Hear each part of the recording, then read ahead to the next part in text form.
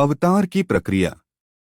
भगवान के अवतार धारण करने के विषय में पुराण तथा इतिहास में 4 मत बतलाए गए हैं। एक प्रथम मत, इसको हम लोकप्रिय सामान्य मत कह सकते हैं।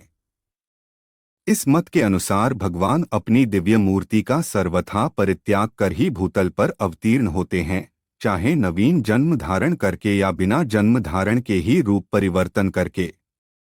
सूत जी कहते हैं, ऋषियों, युग युग में जब लोग धर्म से विमुख हो जाते हैं तथा शुभ कर्मों में विशेष रूप से शिथिलता आ जाती है, तब भगवान विष्णु अपने दिव्य शरीर का त्याग कर भूतल पर मानवयोनि में प्रकट होते हैं।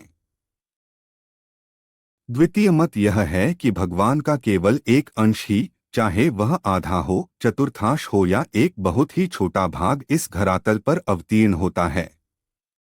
अवतीर्ण अंश से अवशिष्ट भाग मूल स्थान में ही निवास करता है और ये दोनों भाग एक साथ ही एक ही काल में विभिन्न व्यापार करते हैं।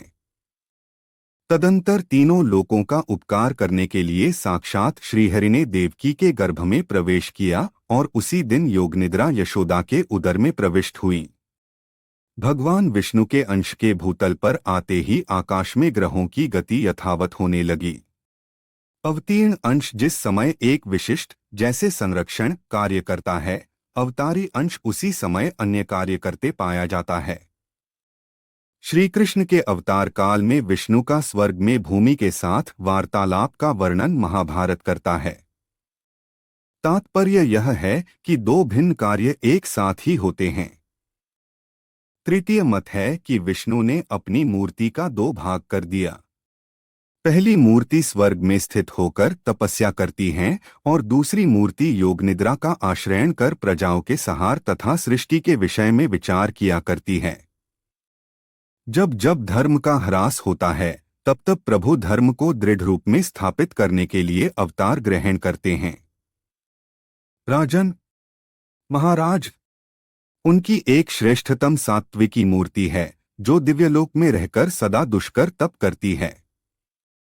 उनकी दूसरी मूर्ति प्रजा के सहार और सृष्टि के लिए योगनिद्रा का आश्रय ले शेषशय्या पर शयन करती है। वह योगनिद्रा अध्यात्मचिंतकों की समाधि से भी उत्कृष्ट है।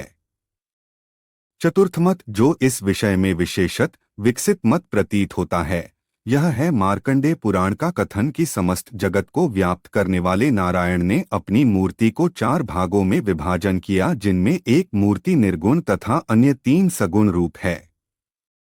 निर्गुण मूर्ति का नाम है 1 वासुदेव तथा सगुण मूर्ति के नाम है 2 संकर्षण, 3 प्रद्युम्न तथा 4 अनिरुद्ध।